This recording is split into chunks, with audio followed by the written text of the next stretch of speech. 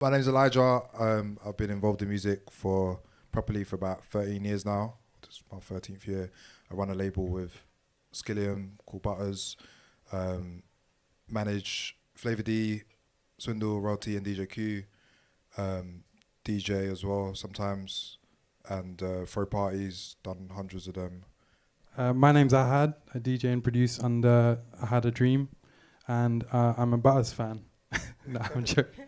No, but on the real though, Butters was some of the first raves I went to, so I'm happy to be on this panel. But yeah, I run a record label called More Time Records, and recently started a festival called Dialed In, focused on South Asian artists. What do you feel the role of the label in music is today, and how has that changed? Butters is me, Skillium, Royalty, DJ Q, Flavor D, and Swindle. It's just like a hub of ideas bouncing between each other, sharing resources, sharing knowledge. Like the things I learned from Flavor D, I can put into Swindle. So things I learned from Swindle, I can put into Flavor D. Little things like sharing studios, like when Swindle made the album before the last album, we made the TQD album at the same time, shared a lot of money, resources, time, things that fail mean I don't fail it on two projects. I've only failed it on one, and then avoid that. The way More Time started was Sam Interface, who I started More Time with. He reached out to me on SoundCloud, and he was like, "Your tunes are great, but I think I could make them bang much more, like with Mixdown." So I literally just went to his studio in Crystal Palace, and yeah, he just helped me with mixdowns, and no one's ever done that before. And I was like, that as a new producer was so helpful. And he was like, "Yeah, I'm gonna be starting a label." I could tell just like he wasn't as organized as me, so I was like, I think I could bring something to this. And so yeah, it just worked together. He has like a really good ear when it comes to sonics and mixdowns. I'm organized and like do more marketing stuff. So it worked that way. And then we got linked up with Bright, who's a rapper and MC vocalist from Ghana, and he did a collaboration with Mina, and it went really well, and we ended up putting out an album from him, and it ended up meaning that he was able to get an exceptional talent visa and move over to the UK. So then I think that like really drove the ethos of the label. Like he's from like the hood in Accra, and now he's living here. He's had his music in a Samsung ad, and like for me that's more valuable than anything. Like being able to affect someone's life like that. We've got a similar project coming up with an artist called Mishimo, who's based in South Africa. He's got a visual impairment, and so it's basically like night blindness. But he sent us like 100 tunes, like 100 bangers. Like it's just like he messages us every day on WhatsApp, just saying hello and stuff. You know what I mean? He's obviously so isolated. But yeah, we're gonna do an album with him and like do like a little documentary about him and like just tell his story. Then there's like Bala Bala Boys, who are like London Congolese. They all know each other just from WhatsApp groups in school, just the Congolese WhatsApp group, and like and I think they've got such a sick energy. It's like the energy of grime, but like over funky and stuff like that. Yeah, you said as well, like you're sharing skills as well. So the gap in knowledge that you didn't have in mixdowns, like Sam fixed that, and then like we do that as a crew too. So you might have one person that's an Ableton person, one person that's a Logic person, and like Skillium is basically he's always quiet and just is out here, but he runs the business of Butters and the back end of Flavor D and TQD and all that stuff. Like you need someone in your team that is on it like that. You know what I'm saying, that can handle an Excel document, that can run numbers, is organized, and like beyond creative. Obviously, man's creative too, but can do that side. And we were lucky to have his wisdom and his perspective from day one. Man, he planned this, having a rainy day moment, and that protected us during the pandemic. And I thought, what's going to be the rainy day, man? Let's run projects. And if we didn't have that little buffer, it would have been like a lot harder than it was. So you need someone like that in your team. There's all kinds of different skills. Not everyone can be the headline DJ.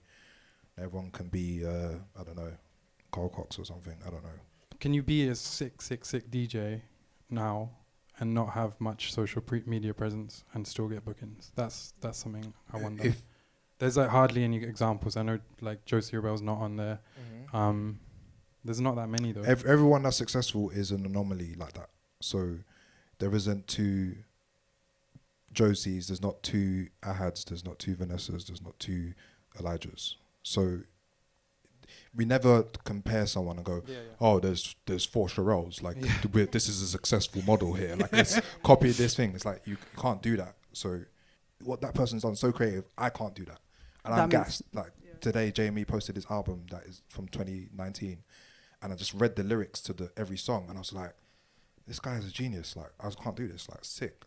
And I know that you're involved with Dialed In and also your event series. No ID. No ID. Sorry, Dialed In and No ID. So how has that come about, and how has the rise of Southeast Asian representation changed within the dance industry or underground dance music? I was in the smoking area of Rywax, probably even at a Keep Hush event.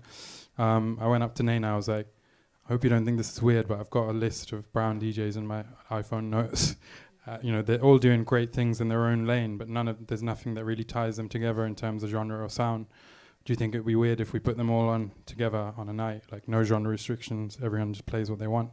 And that was the first No ID at Rywax in 2018 or 2019. How do you curate and with what intention? I spend a lot of time thinking about set times and like what's gonna. And then I did the other thing of no set times. I was just like, I'm like, this is supposed to be fun. Why is there time? And like, why don't we just get rid of time? If all the DJs are here, the only time we have to mark is the beginning and the end. So I just used to use this phrase. People ask me, what's the set times, Elijah? What's the set time? When's the set times going up? I was like, the set time is Nang start to finish. That was it. It's just good start to the end. Come at any time, it'll be fine. That's it. No set times. And then between us, we would say, all right, you play for half an hour, 45 minutes. And they're like, what, only 45 minutes? But man wants to play an hour and a half, blood. You get me? I played Berghain last week. I ain't got time for these 1 hour DVD set. I'm like, bruv, just try 45. And if you want to come back on later, we go back to back. Oh, okay, cool. Like, and this makes the party a bit different. What makes a good event, and how do you view events post-pandemic?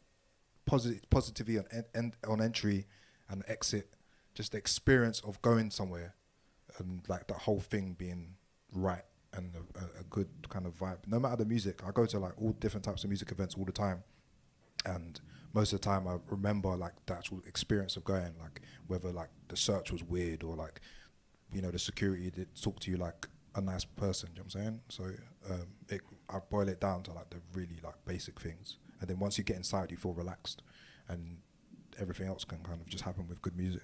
Some can be formative and some can be passive.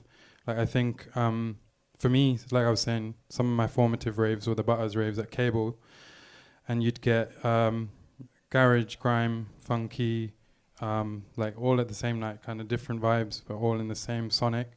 And there'd be like whistles and like blow, I mean, that kind of energy. I hadn't seen it at a rave, and it really like connected with me, and it made me go on to want to potentially do that stuff more and recreate that feeling for other people. And I think, similarly, after Dialed In, we had someone like write a whole poem about it and say that that's like one of the only days that they felt cool to be brown. So there's so much you can do with a party, but a lot of parties are still dead out. Like, do you know what I mean? It's just like, what parties? Like when it's just like ticket selling ones, like they just know what DJ they can book, and that's what's going to sell the tickets, is going to get people through the door, and like it just becomes about getting drunk or intoxicated rather than the actual music or the community. Yeah, it's a little story. 2011, the London riots happened, and we had our first big night at this club called Cable, which is close to here. And I was like, they wanted to cancel the night, our first kind of big show, because there was riots happening in the street, and they were like, "Oh, grime, there could be beef," and do you know what I mean? Like, the police are gonna get called, all this kind of stuff. Form. So much of our energy in the first wave of doing parties was trying to like not get them cancelled, because at the time, there was like this Form 696, some like racist thing by the police that stopped us being in a lot of venues. You had to give the name and like the ID and the address of each of the performers and give it to the police.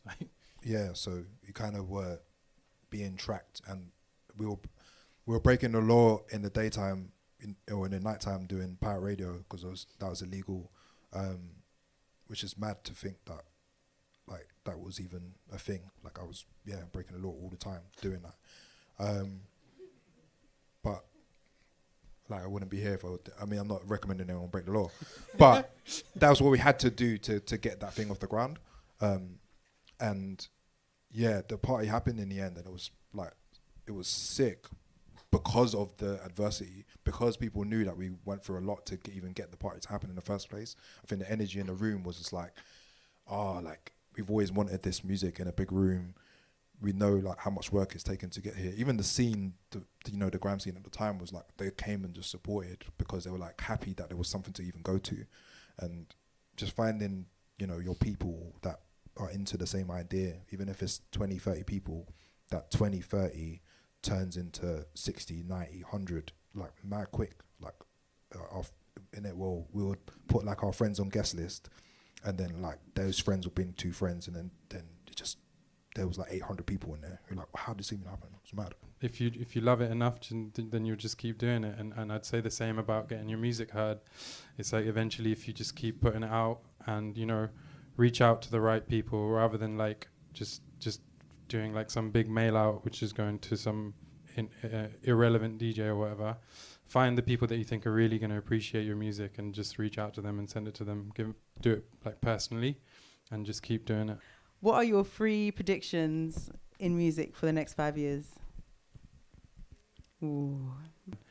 I don't know. I would say, I would hope that through the work we've done at Dialed In, it will inspire other diasporic communities that don't feel represented, and they might start their own, and then there'll be loads of different ones as well.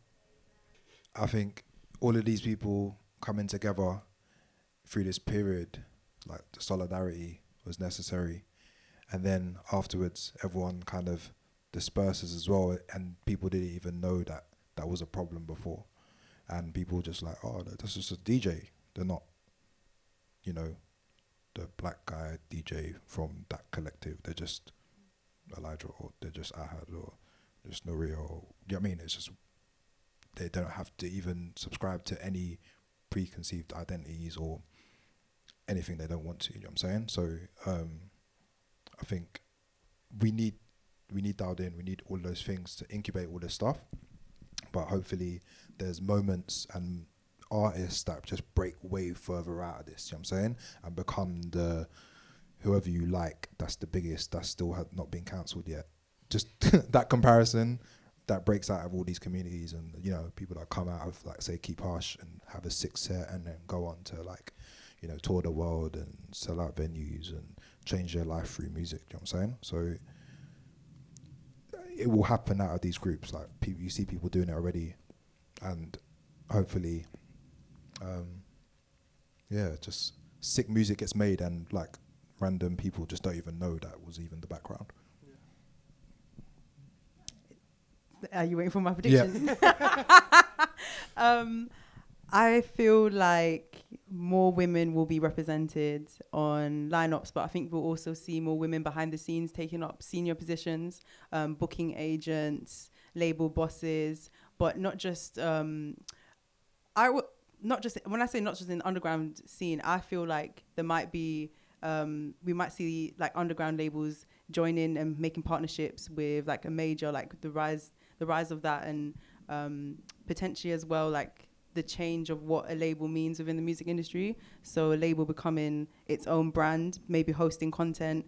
Like with the rise of social media, I can see labels maybe trying to tap into that space, like TikTok, and trying to remain relevant whilst artists are remaining independent and deciding to run things on their own. So I think there might be a little bit of like tension between those two entities.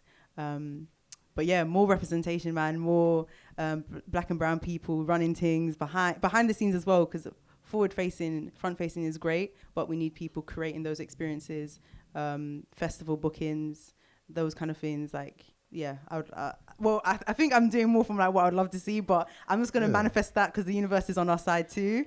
Yeah. So yeah.